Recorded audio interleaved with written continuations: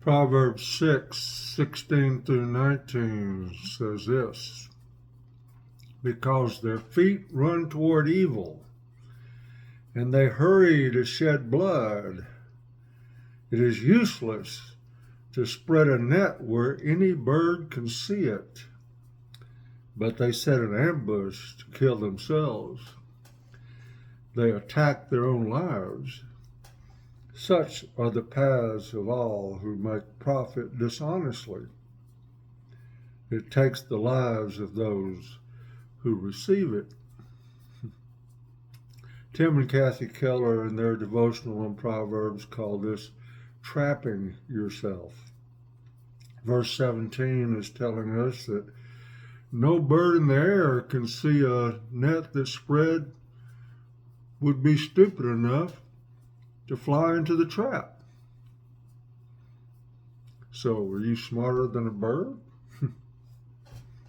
My name is Larry. I'm a retired public speaker and seminar presenter. And this is real wisdom for real life. So hopefully you are smarter than a bird, but there are plenty of people who are not. They're foolish enough to think they can climb the ladder of success by stepping on other people.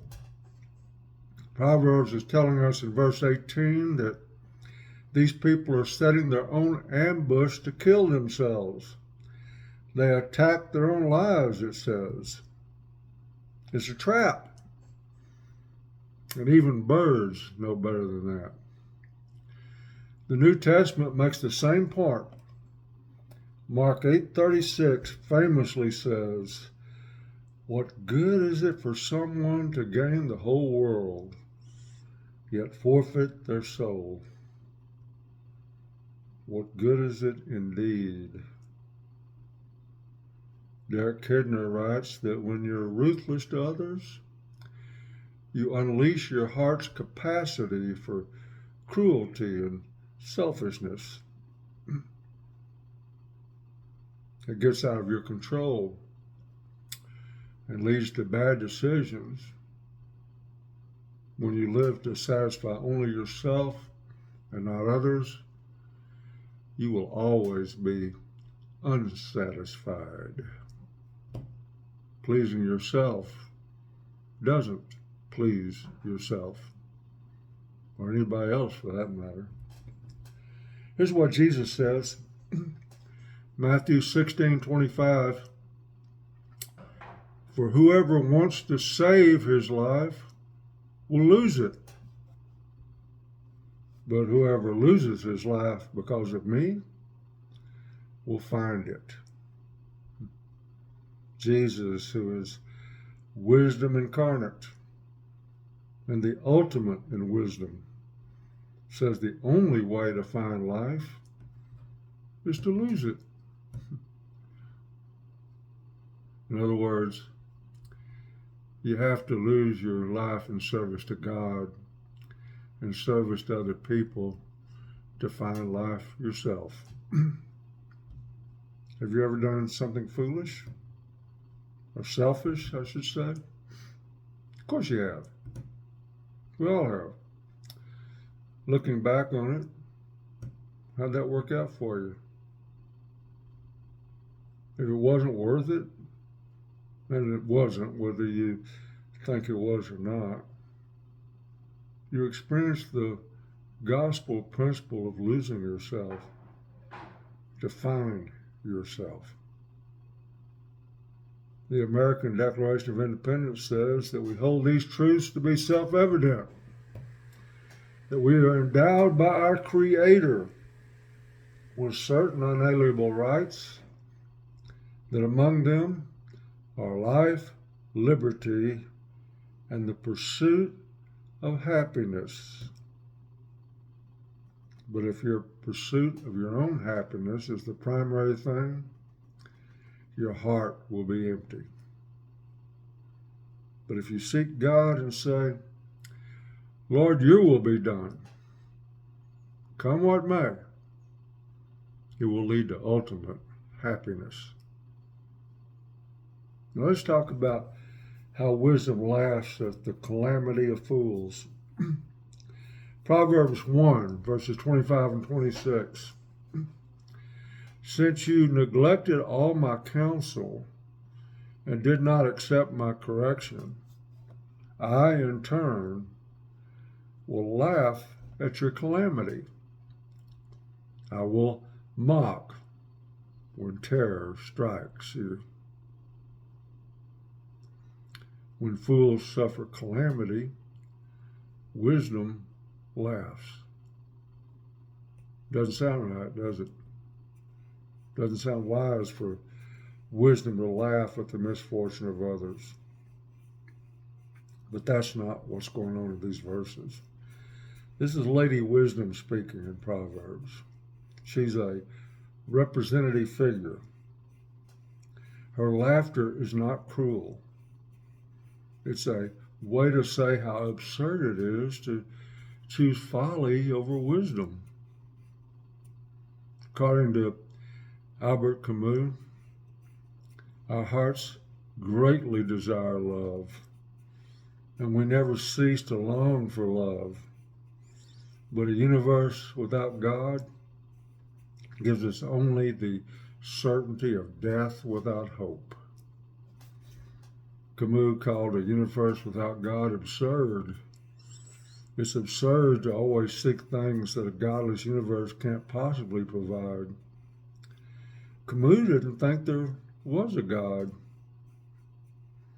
Proverbs knows there is a God. But Proverbs agrees with Camus that a universe without God is nothing but foolishness, because that kind of world can't fulfill the deepest longings of our hearts. Romance, money, worldly success will only lead to folly and absurdity. It's only in a relationship with God can you find the fulfillment your heart so much longs for. Proverbs 10:28 says that the hopes of the godly result in happiness, but the expectations of the wicked come to nothing. Deep in your heart, are you looking for something that nothing in this world can give you? What are you doing about that? You know, it's interesting that old books and old movies tended to have happy endings, if you recall, where good defeats evil. That's one worldview. But today's books and movies tend to have dark, ambiguous endings rather than happy endings. There is no good or evil. That's another worldview. But both worldviews have it wrong. Both are simplistic and foolish. But through faith in Jesus, your life in this world will have both absurdity and beauty, vagueness and happiness. And in eternity, there will be nothing but beauty and happiness. Only God can give you that assurance. Here's something else Lady Wisdom says. Proverbs 1:32 and 33. For the apostasy of the inexperienced will kill them, and the complacency of fools will destroy them. But whoever listens to me will live securely and be undisturbed by the dread of danger. It says, whoever listens to me. This is still Lady Wisdom speaking. It's saying that whoever listens to wisdom will live securely and be undisturbed by the dread of danger. Fools are wise in their own eyes. That's the number one mark of a fool. They're wise in their own eyes. Or as I like to say, they're legends in their own minds. So they become arrogant in their complacency. their self-satisfaction. There's nothing more foolish than to think you have your act together, that you have your life under control. That's impossible. Life happens. It's uncontrollable. The classic example is Jesus' parable of the rich fool. In Luke 12:19 and 20, the rich fool says this, "Then I'll say to them, you have many goods stored up for many years. Take it easy. Eat, drink, and enjoy yourself." But God says to him, "You fool, this very night your life is demanded of you. And the things you have prepared, whose will they be?" No matter what kind of great life you think you've designed for yourself, life happens. Grief, sickness, unfaithfulness, and financial disaster happen to everyone. No amount of planning, no amount of money, no amount of success or power can protect you from the calamities of life. The Kellers write that fools live in a dream of metaphysical self-sufficiency. They think they have everything sorted, and their complacency leads to disaster. But the opposite of complacency is no solution. So they write. But you can get rid of foolishness, foolish overconfidence, and still be at peace and be without fear if your Father is the sovereign, all-powerful, all-knowing, all-present God of the universe. Romans 8:32 says, "He who did not spare his own son, but gave him up for us all, how will he not also with him graciously give us all things?" If God didn't spare his own son, how will he not give you everything you need? Maybe not everything you want, but everything you need. You know, it's when things are going well in our lives that we start getting complacent. And that's when trouble lurks just around the corner. And when things aren't going well, that's when we get anxious. But that's the time to be confident that God has everything under control. That things are never under your control or out of your control. God is in control, and you can rest in that. Finally, Proverbs tells us that how God mocks the mockers. Proverbs 3:34 says, "The Lord mocks those who mock, but gives grace to the humble." Mocking the mockers. One commentator writes that the mocker wears a perpetual sneer.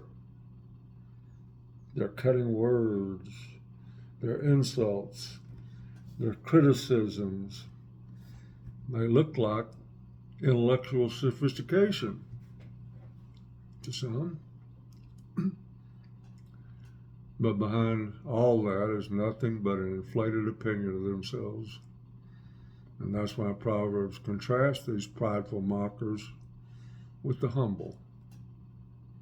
Mockers are especially influential with the simple fool, the naive, the inexperienced. We live in a culture where skillful mockers and scoffers are celebrated, but it's foolishness to admire these people with their snarky comments and arched eyebrows. Their final judgment will be deadly for them. Again, Proverbs 3:34. The Lord mocks those who mock. And 1 Peter 5:5 says that God resists the proud, but gives grace to the humble. Our ultimate example is how God came into this world, how Jesus came into this world. Matthew 11:29 says, "Take my yoke upon you and learn from me, for I am gentle and lowly in heart, and you will find rest for your souls." That's the only place in the Bible where Jesus describes his own heart. And look how he describes it: gentle and lowly, humble. That's the title of a great book, by the way, Gentle and Lowly by Dane Ortland. You ought to read it.